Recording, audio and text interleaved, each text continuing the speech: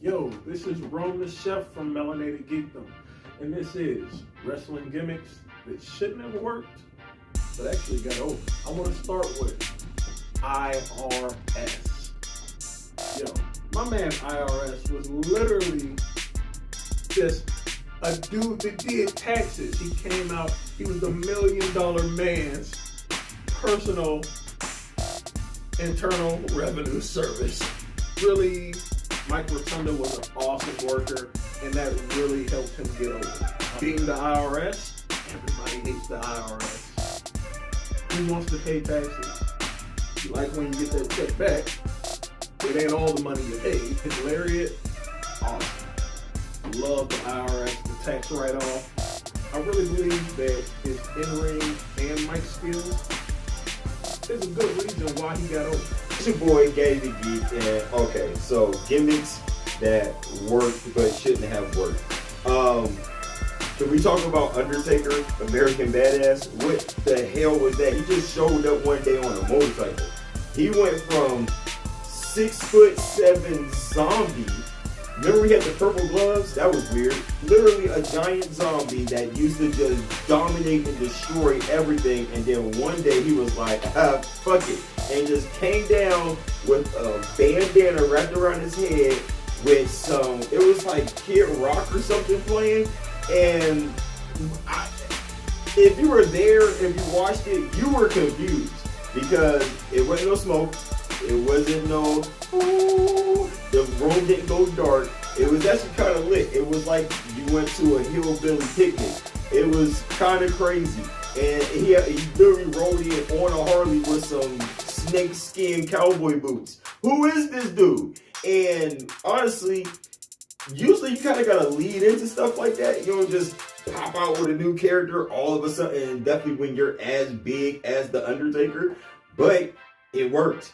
It took a minute, but eventually it worked. And he even started coming out to, it was rolling, come on. It was, actually, I got excited when Undertaker, you heard that, and he rolled down the ramp on his thing, and you know he was coming to beat ass. This is when he started transitioning to Super Monster, and he started using more of like MMA moves, and he started punching more and doing submissions. Undertaker was doing submissions. It was, shit went crazy.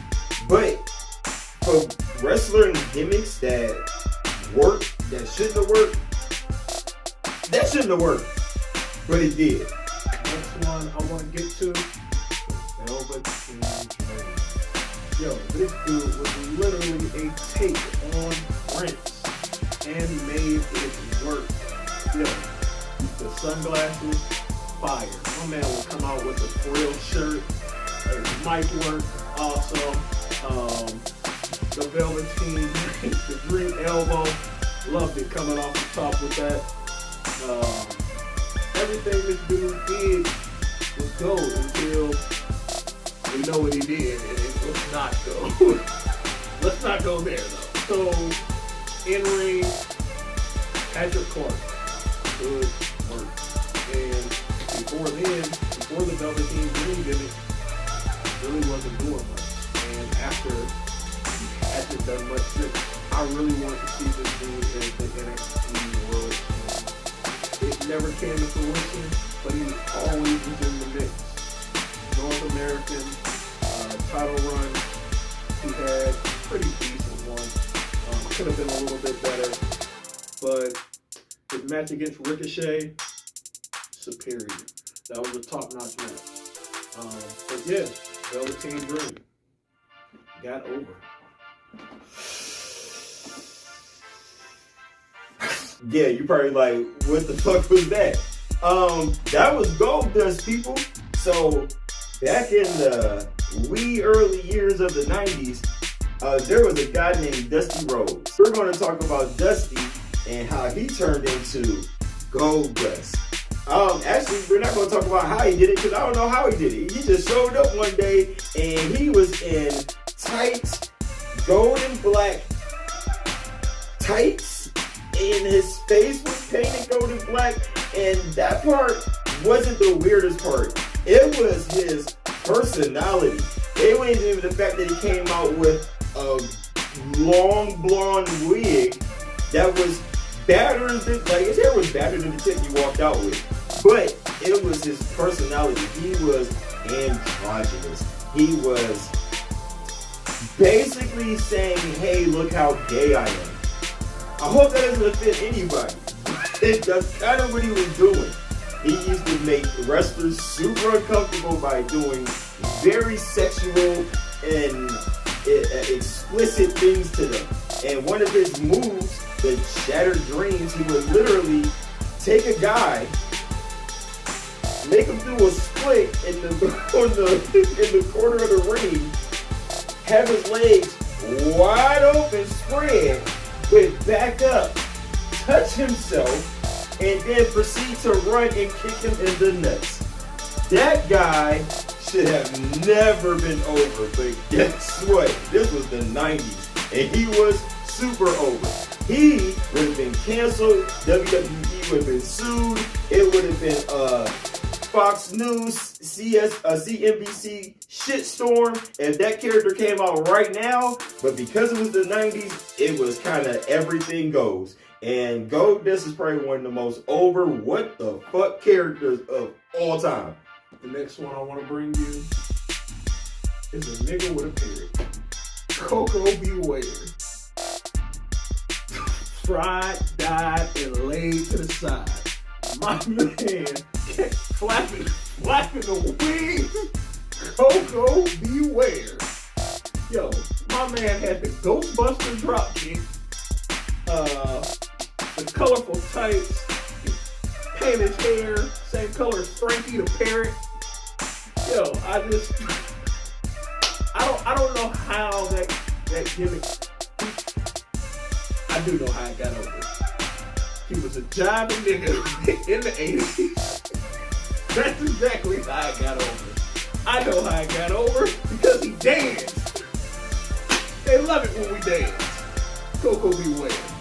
Shouldn't have got over, but we know how it got over. I'm the boogeyman, and I'm going to get you. I'm sorry. I'm sorry. The boogeyman. No words.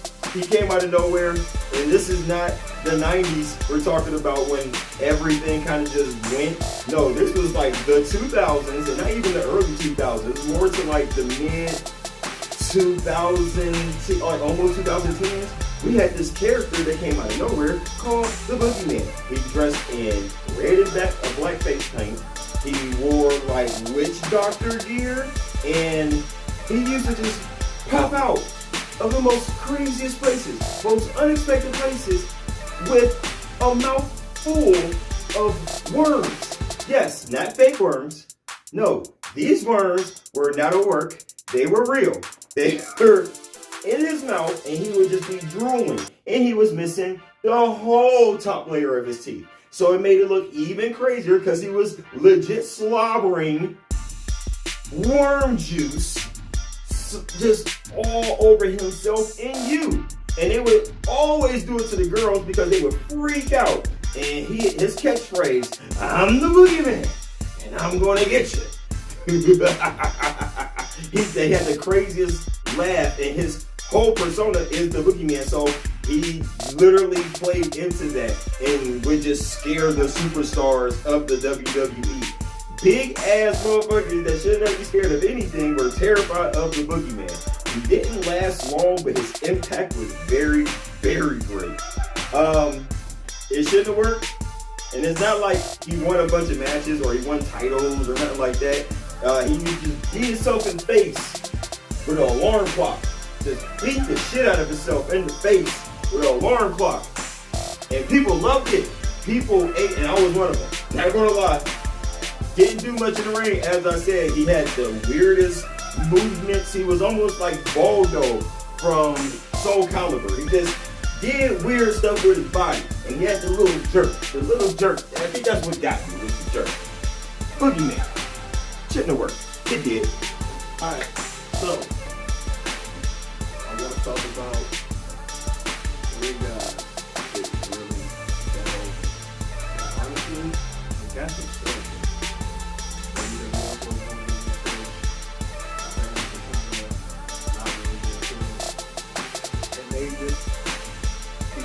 themselves, the New Day. How did the New Day get over? Because if you think about it, when they first came out, it looked like they were going to do some kind of Nation of Domination remake. And then they had the whole, like, church gimmick. And then they came out and they were throwing pancakes at people. They got Booty-O cereal. They got unicorns. Yo, everything these guys touch, golden. Let me tell you how I want to be on up, up, down, down so much. Like, I would geek out. Everybody in the New Day has their own niche. My favorite, of course, Big E. Big E. And he was the WWE champion. Kofi Mania swept the nation. And then we got Woods. Woods is really the brain behind the whole thing.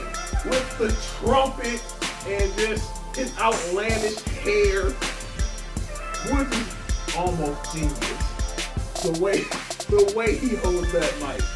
Just everything the New Day does is just the power of positivity. And that's how they got over it.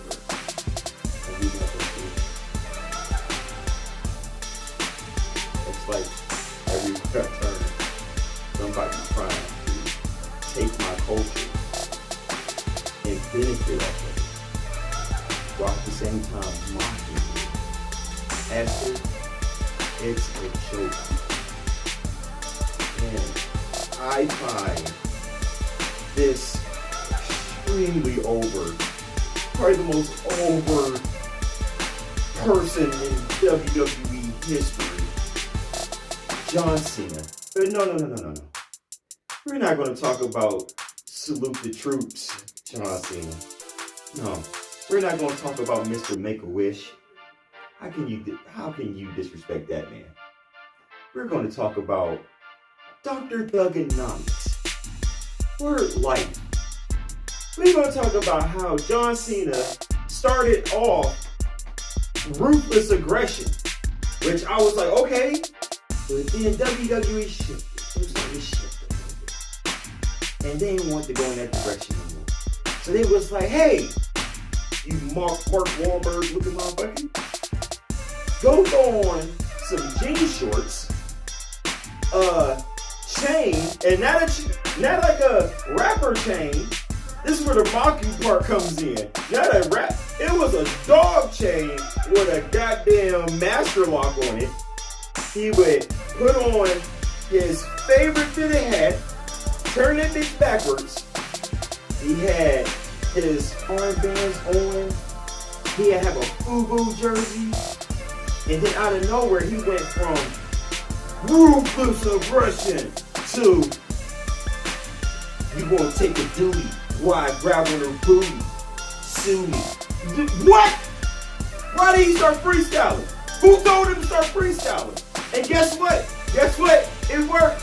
Guess why it worked? Because we got M&Ms in the world. So the same reason Eminem works, John Cena's Thugonomics character worked.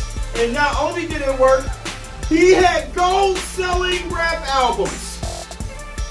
They were horrible. It was horrible. My man cannot rap. I had a friend who lived in Jersey, and he swore. He was like, no, Dr. Thugonomics, he can rap for real. Like, no, you're not listening to him. You're not listening. You don't hear what I hear. Why does he have that dog chain on? No, he's making fun of us. He's making fun of us. And at first I was like, oh, whatever. I'm offended, but I'm going to keep watching. And then my worst fear came true. Vince McMahon's goofy ass came in with a do-rag and said, what's up, my niggas? You know why he did that? Because y'all made him feel comfortable enough to fucking do it because he was celebrating the most over fucking character in history. I was so happy when he went to salute the troops because it made more sense. That was him. the comics with the jean shorts, he still wear jean shorts. 2023, Peacemaker still got jean shorts on, and y'all still be supporting this man. He's still over. He's still over. Thank God for Matt Caster for coming out in AEW, because he took that gimmick and he made it good. Shout out to the Acclaim. Everybody loved the Acclaim. I didn't love John Cena's Thugonomics. I was offended. I was young daddy. I was offended. I'm still offended. I'm offended by the comments y'all gonna leave, and y'all gonna disagree with me. I'm out of breath. I'm tired. It was over. I don't get it. I don't understand.